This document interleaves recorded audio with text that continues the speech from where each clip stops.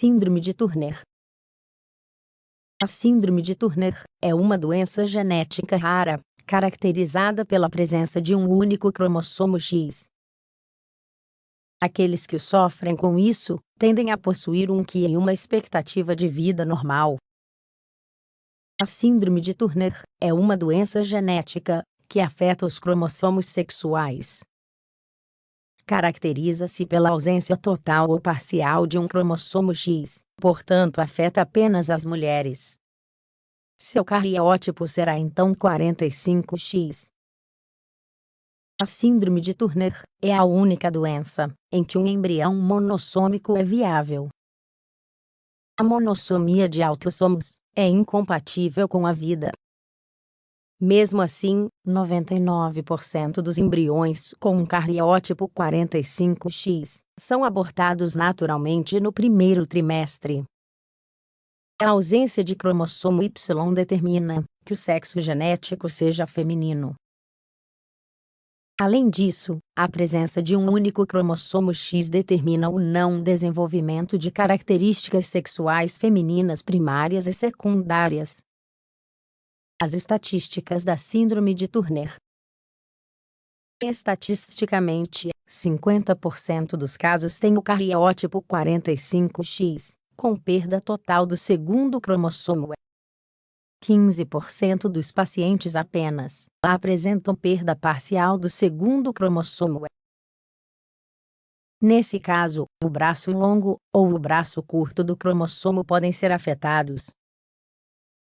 O resto dos casos corresponde a mosaicismos.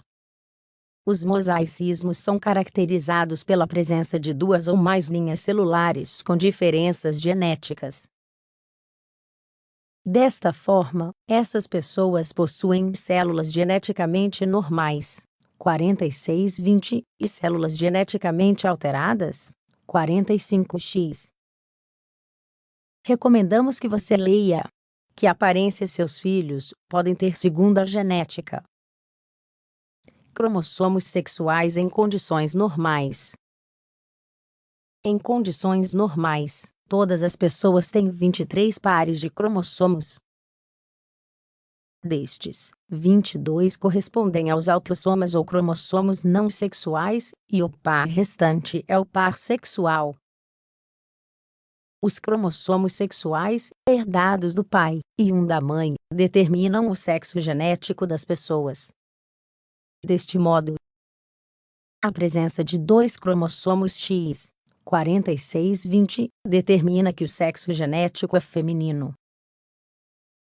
Desenvolvem-se então as características sexuais primárias e secundárias femininas. A existência de um cromossomo Y, 46XY, determina que o sexo genético é masculino. Isso implica o desenvolvimento de características sexuais primárias secundárias masculinas. O que acontece na síndrome de Turner?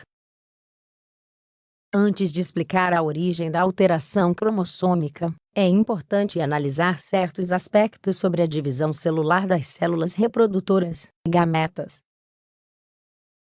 O processo é chamado de meiose e ocorre em duas fases chamadas de meiose I e meiose II. O objetivo final é produzir células filiais com metade da carga genética das células originais. Desta forma, começamos a partir de uma célula-tronco com 23 pares de cromossomos. Após a meiose I, dá origem a duas células filiais com 23 cromossomos cada. Cada uma dessas duas células, após a meiose II, dará origem a outras duas células com 23 cromossomos.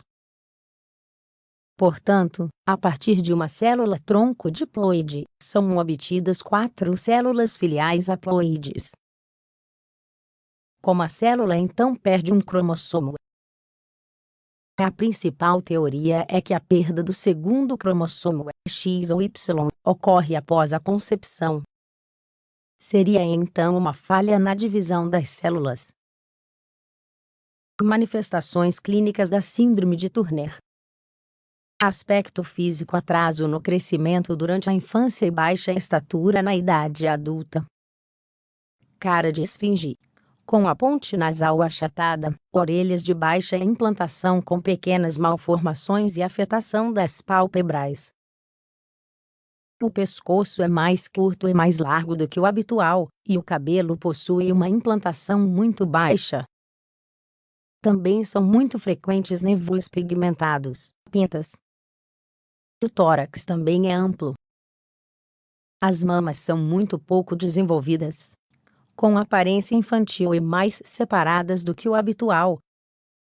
As características sexuais secundárias são subdesenvolvidas, havendo assim infantilismo sexual. Não há desenvolvimento dos seios. Quase nenhum cabelo púbico aparece, nem há um arredondamento dos quadris. Tudo isso é devido à ausência de estrogênio. As malformações ósseas são muito frequentes, como o navalgus. É uma anomalia óssea na qual o braço se desvia para fora. Visite este artigo. Diarreia nas crianças. Como tratar? Malformações internas, doenças cardíacas congênitas, como coarctação aórtica ou malformações valvulares, são muito frequentes.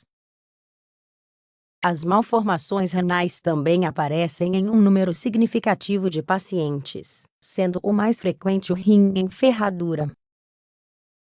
Disgenesia gonadal. Não há ovários bem desenvolvidos, mas existem bandas gonadais. Isso leva a um quadro de hipogonadismo hipergonadotrópico. Isso significa que, embora todos os estímulos necessários para a produção de estrogênio estejam corretos, estes não são produzidos pela alteração ovariana.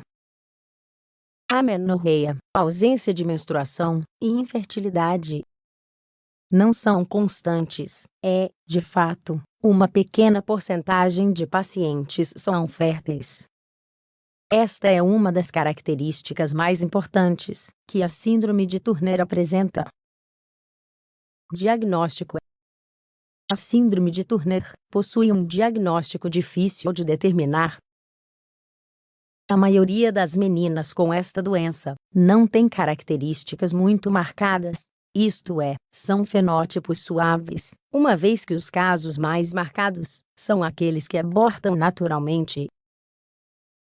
Cerca de 1/3 dos casos são diagnosticados em recém-nascidos. A suspeita é baseada na presença de traços físicos característicos da doença e sinais de doença cardíaca.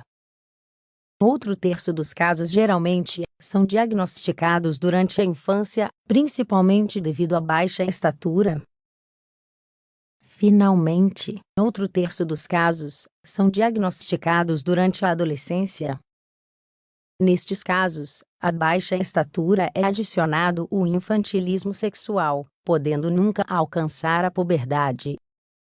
Tratamento: a terapia de reposição hormonal com estrogênio ajuda a desenvolver características sexuais, mas não corrige a infertilidade.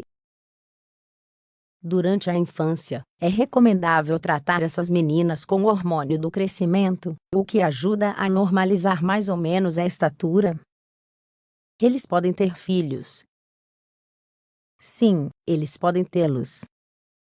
Uma pequena porcentagem de pessoas com síndrome de Turner é fértil, e não teriam nenhum problema. Em caso de infertilidade, o mais frequente, são necessárias técnicas de fertilização in vitro com óvulos doadores. O óvulo doado é fertilizado pelo esperma in vitro e implantado no útero materno posteriormente. Essas gravidezes exigem um controle muito mais rigoroso do que uma gravidez usual,